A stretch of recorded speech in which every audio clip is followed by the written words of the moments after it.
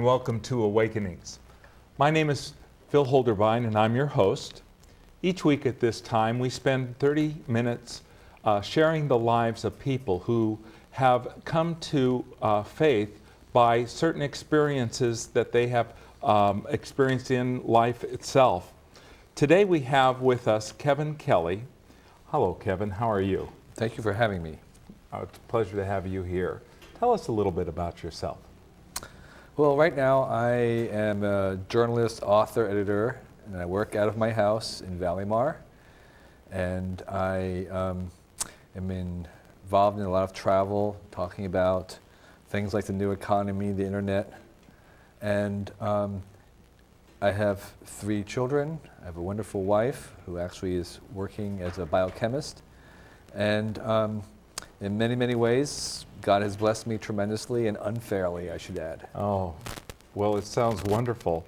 How did you get involved in some of these issues like in the internet and the new economy? That's a new phrase to me, or one I don't understand very well. Right. Well, what happened was I actually started a travel business, a business about travel information way back in the 80s, and I got a computer to kind of help myself do that, and I had an epiphany plugging the computer into the telephone line and discovering that actually there was this interesting territory that was as interesting as any of the places I'd traveled to, and it was called cyberspace or whatever it was. Yes. And so I started reporting on that very early, got involved with something in California here in starting up one of these online communities, and from that had some experience of people living online a little bit earlier than other people did. And so I acquired some authority to talk about what happened when people went online. And so you had a travel business. What interested you in that? Well, here's my story of how that came about. I was a science groupie, kind of a nerdy kid in high school who took every single science and math course that my high school in New Jersey offered at the time.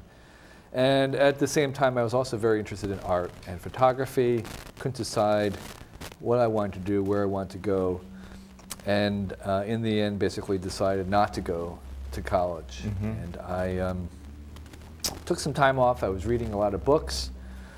I read huge numbers of books one year on my own, and one of the books I read was the poem The Leaves of Grass by the great American poet Walt Whitman, which was sort of a celebration of our country and life and travel.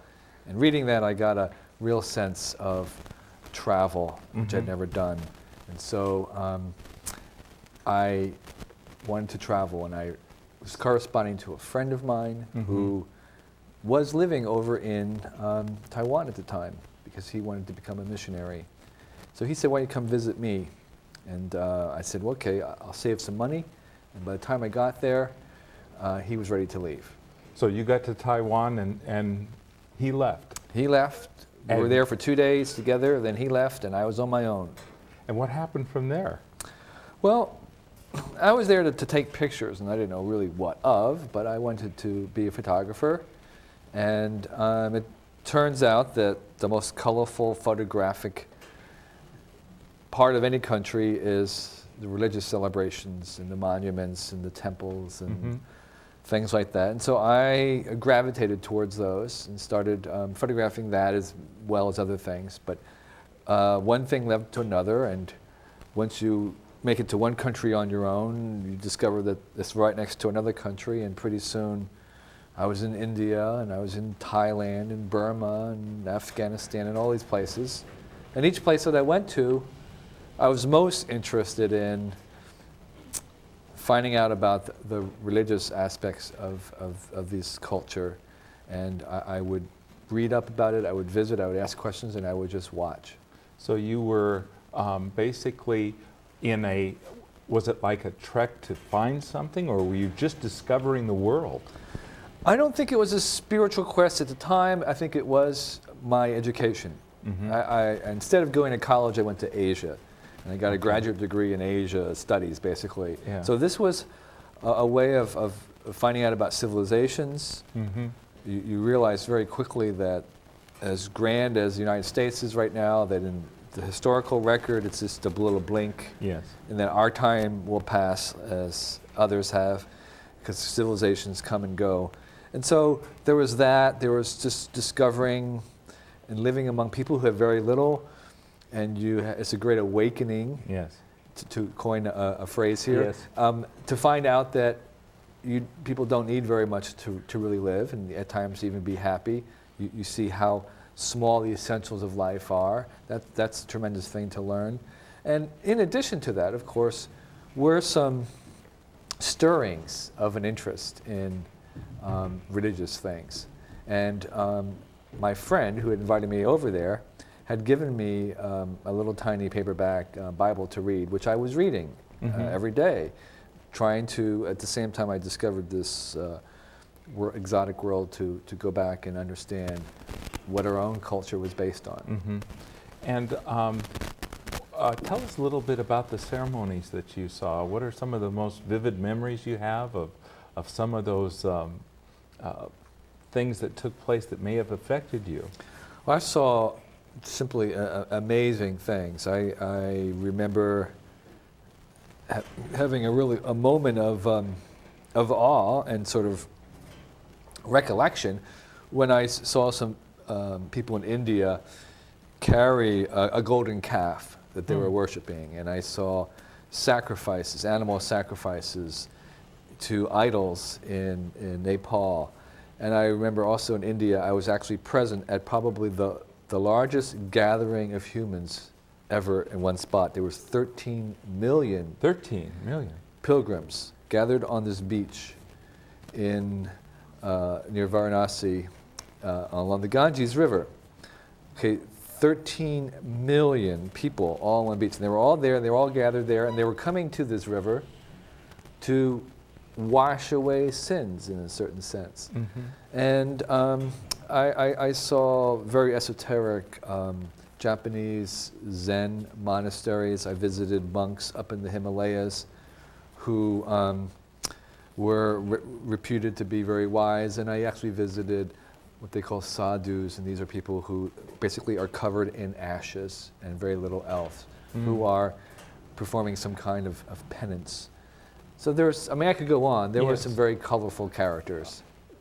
What was the greatest impression that you had during this time of seeing all of these different people in different expressions of their faith, and how did that affect you? Well, in addition to the sort of the exotic characters, there was also many, many people who had very simple faith in whatever they were brought up in. And it struck me in a very strong way that these people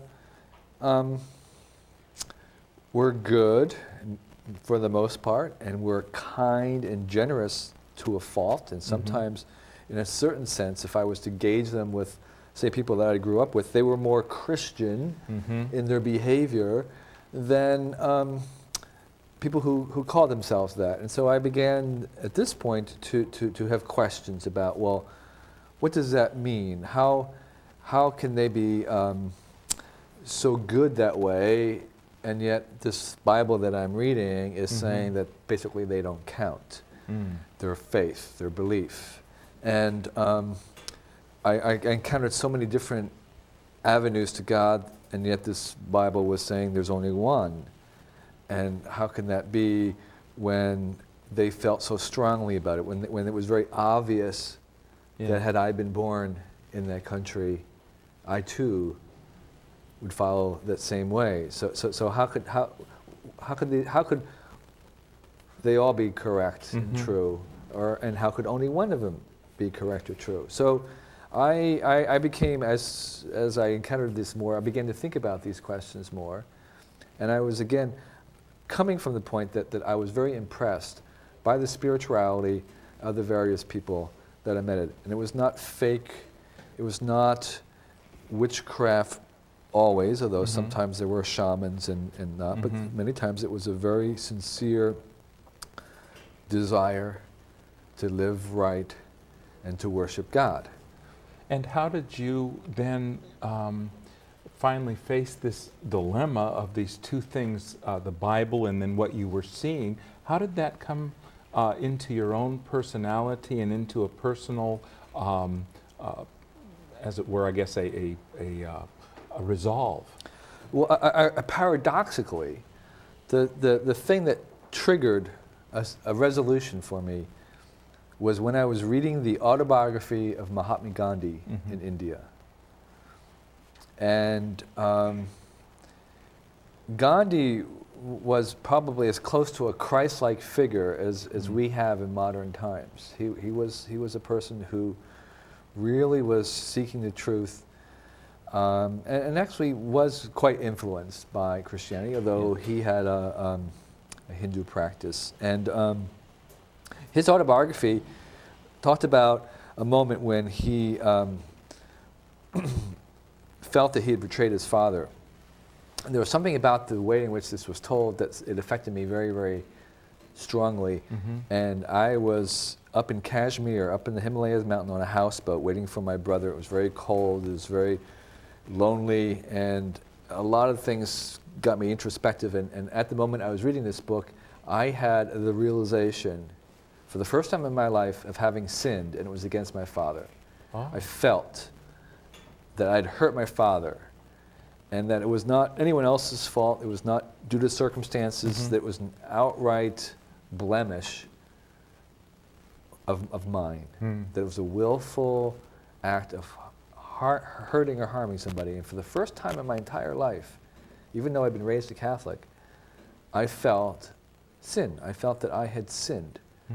And that was the beginning of a change, because I think unless you can feel that you have gone off, that you have gone astray, you can't come back. And so that one little moment, by reading the autobiography of Gandhi, had really sparked a change in my heart. And where did that lead you? Well, actually, it led me to pray for the first time, because I felt something. I felt I felt remorse. And so, feeling remorse, I didn't want to feel that. I wanted to feel better. So actually, I wrote my dad. I wrote him a letter telling him so much, that I'd hurt him, and that if he would forgive me. And so, that action, from that action cascaded other re-examinations, other things. I thought about, well, if I've sinned against my father, have I sinned against anybody else? What else might I be doing? And it was very slow from that I began to take things personally. And in taking it personally, you shared with me a story about when you were in Israel. Share that with me. Right. Well, I began to think about these things a lot. I continued to read the Bible from beginning to end. Actually, I think I read it 3 times through on my travels over those 8 years.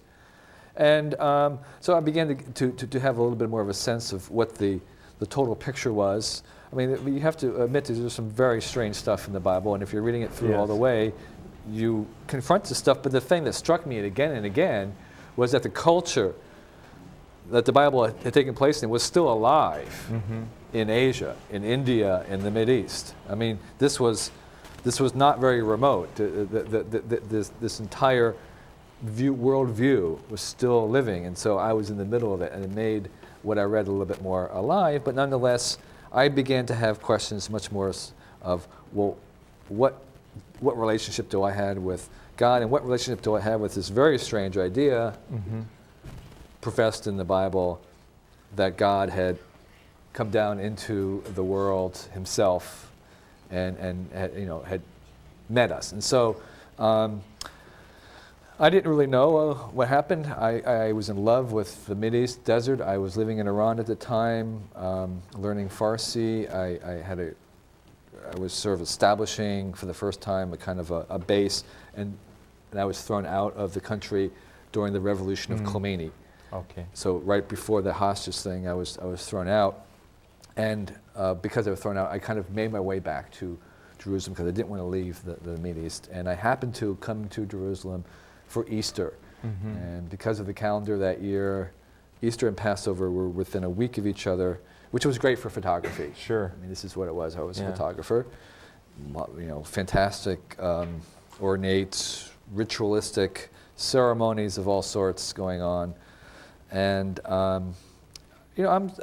I didn't have any money, very much money, so I stayed at the youth hostel near the Station of the Cross down in the old city. And what happened was I was locked out of my youth hostel, and that evening I had to sleep near the only place I could find was the Church of the Holy Sepulchre was open. I slept right there, right next to that slab. And in the morning, I made my way, and the crowds of tourists were going to the empty tombs, or the supposed empty tombs. They were empty, but the supposed tombs of Christ. And that morning, as the sun was rising for the first time, sort of not against my will, but through no choice of my own, basically, I believed that Jesus, that person, Jesus, was God, was really God. So you had not believed it up until that No, point? I hadn't, because it's too strange of a thing to believe. And while I think emotionally I could understand that, intellectually it was just too difficult. But here you are sleeping in the cave itself? The Holy Sepulchre, Church of the Holy Sepulchre, which is apparently where they believed the cross was. I see. A church built around that site. And so when you woke up, then you woke up to a whole new faith? Yes, and it was a magic moment because nothing happened. It's okay, I believe. Well, now what?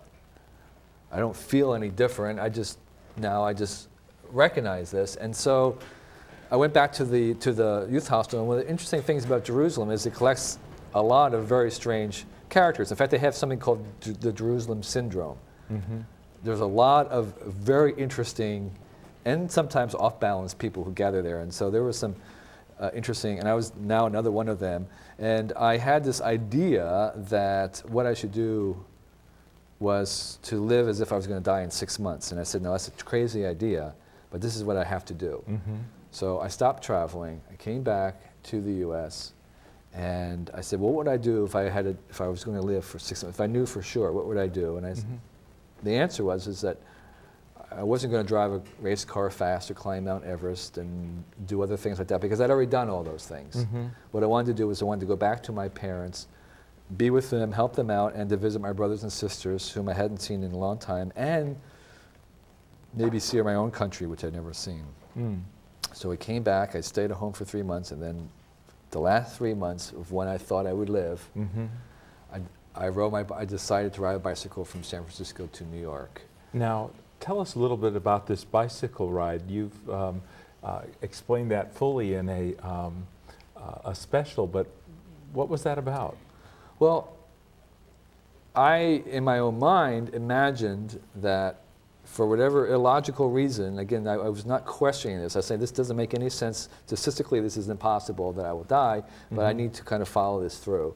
And so I set out with 3 months to go, and I was basically riding home to die. So I sold everything. I made a will. I gave whatever money I had away. I attempted to live as much as possible as if I had no future. And interestingly, I was going to arrive, I didn't plan this way, but I was going to arrive on my last day would be Halloween. I mean, so it was just another strange little thing, All Souls Day. But about, almost an anniversary of this time now. And what was interesting was I learned something very, very important, and that was that it's necessary that people have a future. You hear about the spiritual state of like, be here now, and where you have no past and you have no future and you're living in the present. And that's a good exercise at times, but actually it turns out that if you don't have a future, you can't fully be human. And how did this ride help you to develop that thought of having a future? I mean, it's very interesting to say, I'm going to ride until the 31st and then I'm going to die. what then sparked after the 31st? November the 1st came, you were still alive. Well, that was the thing, is I also didn't tell anybody about this. This was too crazy an idea to tell someone that you think you're going to die. And there was no evidence I was going to die. I was in perfect health. And I said I gave everything away, but I didn't tell anybody that because it was too strange of a thing. But every day, I mean, I'm a person who likes to think about the future a lot. And so every time I started to think about it, I was like, well, no, I can't think about that because I'm not going to be here. No sense to think about that. Don't make plans. Don't keep postponing things. Do it now or don't do it. And so as I was going along, it was sort of like I was stripping away more and more of the kind of elaborate structure that we have in our heads about things that we're going to do and how we're going to be. And all that you're left with is things that you really are. Yes. And as I was coming up, you know, I came home. It was very bizarre because I was fully prepared to die. I was absolutely 100% prepared to die. Had dinner with my mom that night. There were trick-or-treaters at the door. It was, you know, with weird costumes and stuff. And I went off to bed absolutely 100% ready to die. And the next morning, you know, I woke up and it was like being reborn. Like being reborn. It was absolutely like being reborn because I suddenly had the entire future in front of me. And then what happened? I mean, here's this new lease on life. That's right. What do you do? What do you do? You do the normal stuff. Do the normal stuff. Well, I mean, because that's what you regain. You see, it's the ordinary that is the most beautiful. It's you know, taking out the garbage. It's being around. That is what really the future is that you have when you're reborn. So I did a couple of things. I offered to work for some friends I didn't know very well for a year for free. I said, okay, so many people around the world have given me things and have helped me. I want to help. So I said, I will work for you for a year or give you money for a year, whatever. I'll give you a year of my life. And amazing things happened from that. So you sacrificed your time for another person? A couple. It was a couple who I kind of knew that I liked and that seemed to, that could use my help. And then what did you learn from that experience? I mean, I haven't met very many people who have done that kind of thing. Well, there's several things. I mean, it never fails to return 100-fold. That's something that I know. That like in any of these acts of giving, you always get more than you receive. That also takes a special kind of person to accept such a gift. Yes. And I think, much to their credit, they actually were able to do that and make the most of it. It changed their lives because of my help. They decided to do a lifelong dream of moving to the country and building a house, which they did, and because we built it together. And so I also learned about, I did some other things with anonymous giving, which is a tremendously powerful thing to do, to give a gift anonymously, because what it engenders is something I call pronoia. You've heard of paranoia, right? Yes. Paranoia is where you suspect everyone's against you. Yes. If someone gives you anonymously $1,000, you suddenly suspect everyone around you of helping you. Of helping you. It's called pronoia. That's wonderful. That's wonderful. Then this has helped to prepare you for what you're doing now as well in your work in terms of travel and speaking or. I guess so. I don't know. I'm temperamentally an optimist. Have always been. I was made more so with Asia, but you know, I deal with a lot of high-powered people. I kind of go in this. I rub shoulders with those who have achieved a lot, and I think it's much more important not what you accomplish, but what kind of a person you are. So it was character. Yes, I think character is something that I pay attention to, and I think it's really important to be a godly person doing whatever you're going to do, and that you don't have to be mean and rotten to accomplish things. Yeah, you can do it with love. You can. You Yeah. really can, and people respond to it. And my own life, I've been blessed beyond my imagination. And I say that's unfair because, Mhm. I mean, I have had no deaths in my family. I've had, without seeming to ask for things given. And I know that there are many people who are like me who don't have the same fortune. Mm-hmm. And so I'm constantly aware. The one prayer that I have over and over again is a prayer of thanksgiving because I don't deserve this. Mm. That's wonderful. What's in the future for Kevin Kelly? Well, my ministry is, if I have one, is is trying to bridge the gap between science and believers, Mm-hmm. and also to reduce the orientation to the past that the current church has right now. Explain that a little. Well, because I think that through a quirk of history, the current church in America believes that the end time is here, and it's just not so. I mean, it could happen. We have to both live as if we're going to die tomorrow. This is what I learned. Yeah. At the same time, we have to plan as if we're going to live to be 100. We have to do both at once, and we're certainly the end of the world could happen tomorrow, but we have to plan as if we're going to be around for another couple thousand years. Yeah. The church is not doing that. And so, as I said, I'm addicted to the future, which is why giving it up was so hard. And so my ministry is trying to, in some ways, educate and bring the ministry to Christians about the fact that we need to plan for the future. And what is it that your message would be, if you could sum it up for us? What is on your heart for our audience? I think the thing that I like to tell people is that you don't have to be at the end of your rope and run down and desperate to have a faith in God. You can actually do it out of joy and blessing and happiness. Mm-hmm. And obviously, as you have given and you have received, it makes that even easier to be able to freely tell someone of your own faith in Christ. That's wonderful. I really appreciate you coming on Well, today. thank you. It has been amazing. I want to hear more. I want to get this tape from KQED to hear more Okay. about this bicycle ride. It Sure, just sounds terrific. And so thank you very much. Well, thank you for having me. It's a real privilege. Friends, we do thank you for joining with us, and we ask that you would give us a clue as to whether or not you are enjoying these programs. Our email address is awakenings@altavista.net. Please let us know how you are enjoying this, and we again thank you very much for joining us. Good night.